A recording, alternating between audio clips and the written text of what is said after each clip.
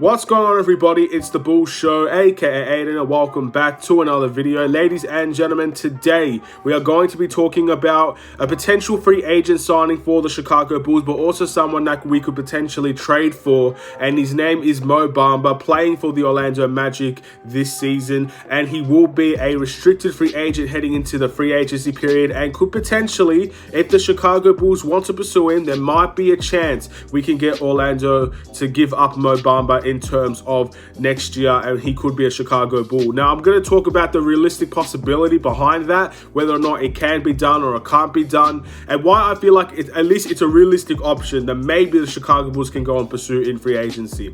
Before we get started, please like and subscribe to the Bull Show. Turn notifications on and let me know in the comments below, would you like Mo Bamba to be on this Chicago Bulls team as the potential backup center option? And at the end of the day, what do you think he can provide for this team, and will he make this team better? Now, the reason why I ask a bunch of these questions is because he does play for the Orlando Magic, ladies and gentlemen. Orlando have been in a situation where they've not been competing for quite a number of years now, so a lot of people won't necessarily trust Orlando Magic players. But for Mo Bamba specifically, he's had a decent season in my opinion this year, probably his best season in the NBA that he's been a part of, so that's definitely something to take into consideration as well. Now, playing 71 games for the Orlando Magic this season, his averages were 10.6 points, 8.1 rebounds, 1.2 assists, shooting 48% from the field and 38.1% from the three-point line. A very interesting stat there, ladies and gentlemen, 38.1% from the three-point line, which means that in a similar impact and way to Vucevic, he is a player that can spread the floor and potentially knock down a couple of three-point shots if given the right opportunities. Take that with what you will, but I want to take a deeper dive into the defensive end for Mo Bamba, because I think that's where the majority of the time his bread and money is. He averages 1.7 blocks for the Orlando Magic. Now, that means a lot for the Chicago Bulls in the style that we want to play. We want a rim protector, we want a shot blocker. I feel like Mo Bamba can definitely be that type of player for the Chicago Bulls. Now, his statistics might be very different coming into this type of team, because he will most likely be a bench player for the Chicago Bulls. I don't necessarily see him starting at the center position over Vucevic, which I feel like we would be able to keep if we can bring Mo Bamba into this team. I don't see him starting a power forward, because at the end of the day, he is a 7-footer. I'm pretty sure he's a 7-footer, yes. So maybe there's a chance he could play with Vucevic alongside of him in terms of a certain team, maybe a lineup that plays bigger. We can go ahead and play bigger in that way as well. But for the most part, I see Mo Bamba as a backup center for the Chicago Bulls. Now, why am I talking about Mo Bamba, ladies and gentlemen? Why is this potentially a realistic option for the Chicago Bulls? Well, first things first, we need to understand that he is a restricted free agent. So if any team wants to overpay for Mo Bamba, they're most likely going to get him, because I don't see Orlando as desperate to keep Mo Bamba. And the reason why is that they have the first overall pick, ladies and gentlemen. And I believe the top 3 prospects in the NBA draft this year are either centers or power forwards. So that's a bit interesting, because at the end of the day, it looks like they are going to have to draft bigger this year, which potentially leaves Mo Bamba as a player that maybe wants to go. If he's going to be on the bench anyway, he might as well be on the bench on a team that's going to be winning a little bit more next season. And that's where the Chicago Bulls comes in. That's where a variety of teams come in as well. I also feel like it's not going to be too hard to get Mo Bamba out of the Orlando Magic, because I think his contract is relatively cheap as well. I believe I've read somewhere that his contract will be around $7 to $9 million. If the Chicago Bulls pay a little bit extra from that, we might be able to get him from there as well. There's also a good option that we can sign and trade for Mo Bamba, because at the end of the day, no team in the NBA is relatively stupid enough, in my opinion, especially on a cheap contract, to let Mo Bamba just walk without getting an asset in return. Maybe that's a possibility. I'd love that to be a possibility, but Mo Bamba is a restricted free agent, and we could potentially get a sign and trade deal done for Mo Bamba in order to bring him to the Chicago Bulls team. Maybe it will work in that retrospect as well. So the reason why I talk about him is because there's a variety of ways we can get him. We could offer him an offer that Orlando won't accept. We could do a sign and trade for Mo Bamba. And there's a very good chance that Mo Bamba can stay with the Orlando Magic as well, because it is restricted free agency. The power is with the Orlando Magic. What would he bring to this team?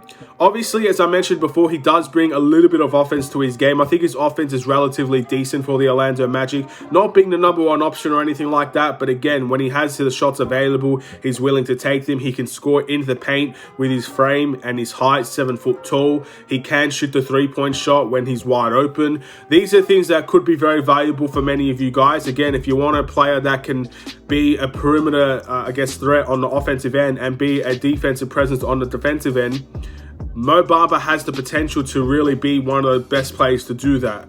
And that's definitely a key thing here, potential. I think he's good at it now, but at 24 years of age, he can be better at it than what he already is. That's a very interesting thing to keep in mind when you're talking about Mo Bamba. I do feel like he's a player that can knock down the three and can be a decent rim protector for the Chicago Bulls off of this bench. That's what he offers for the Chicago Bulls. I'm not saying he's the perfect player. There are obviously a little bit of weaknesses to his game as well. I don't want him overshooting. That's probably the first thing as well. I don't want him overshooting these types of shots and trying to, be the key guy, especially off of the bench as well. I don't think we need that out of Mo Bamba. His stats won't always be very similar because he played 25 minutes per game for the Orlando Magic. I don't see him getting 25 minutes per game on the Chicago Bulls, so you won't be expecting 10.6 and 8.1 as statistics for Mo Bamba. So at the end of the day, there are positives to him, very, very good positives to him as well, and there are relative weaknesses to him as well. You can't really say for anybody that's going to be on the bench of this team that he's going to be a perfect player. I feel like there are a bunch of guys that could suit this team very well, but there will be elements of weakness to their game. I feel like every player has some sort of weakness to their game, and Mo Bamba is no exception, considering he was the 6th pick in the NBA draft, and I don't think he's lived up to the 6th pick as of yet.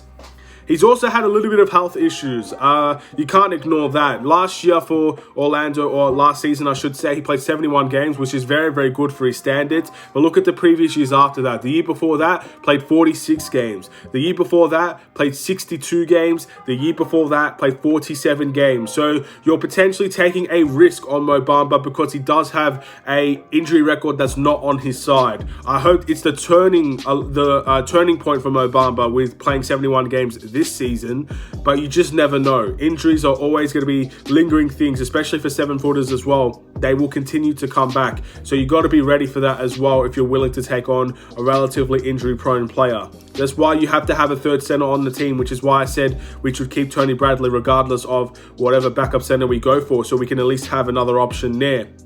And I absolutely would take Mo Bamba, but we got to be realistic as well. I said we could offer a potential deal that Orlando won't match. That is a possibility. We can't ignore that possibility. We can do a sign and trade for Mo Bamba. Maybe you want to be willing to give them Kobe White for Mo Bamba. Maybe you could, again, do a sign and trade when it comes to Derrick Jones or Troy Brown, one of those guys, and potentially add more assets to get Mo Bamba. That's an option as well. But there's also a good chance that Mo Bamba stays with the Orlando Magic. I need you to hear me out. Regardless of who they pick in the NBA draft, we have to acknowledge that Mo Bamba is not going to be the most expensive player in free agency. His contract is going to be relatively cheap because of his injury record and because he's not had too many great seasons in the NBA. He had his best season last year. So there could be an option where they could keep him as a backup center for the Orlando Magic. I guess it's all up to Mo Bamba as well. I'm sure if he's going to voice that he doesn't want to stay in Orlando, then Orlando won't necessarily force him to stay, in my opinion. But if he's happy to stay in Orlando and Orlando has the money to bring him in with the exceptions that they have and he's not going to be an expensive player, I could very much see a short-term deal for Mo Bamba where he does stay as the backup center option, and obviously whoever they draft at the first overall pick will most likely be starting for the Orlando Magic as well to try and change the game for them. So I do feel like that's an option as well.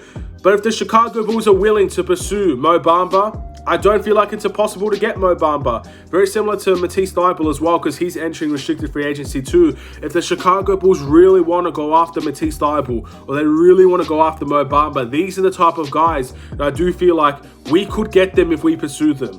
But it's up to us. And it's also up to Orlando, considering they're keeping him in restricted free agency at this point. We'll have to wait and see how they go.